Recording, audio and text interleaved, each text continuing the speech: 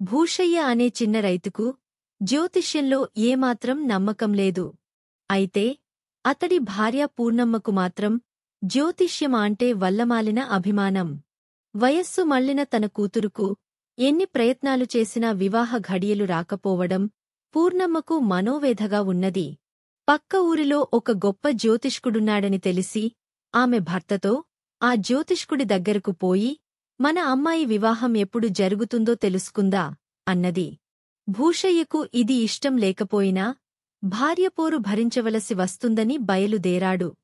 వాళ్లు జ్యోతిష్కుడి ఇల్లు చేరేసరికి అక్కడ ఒక అమ్మాయి తలుపు తెరిచి మా నాన్నగారికోసమేనా?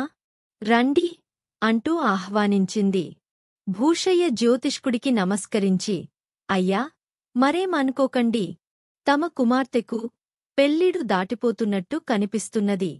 ఇంకా వివాహం జరిపించారు కాదేం అని అడిగాడు. అందుకు జ్యోతిష్కుడు చేతులు జోడించి అంత తలవ్రాత ఆ భగవంతుడు దానికి వివాహ ఘడియలు ఎప్పుడు వ్రాసి పెట్టాడో అప్పుడు జరుగుతుంది అన్నాడు. ఆ జవాబు వింటూనే పూర్ణమ్మ చప్పున వెనుదిరిగి బయలుదేరింది. భూషయ్య ఆమెననుసరించి నడిచాడు. Thanks for watching. Please like and subscribe.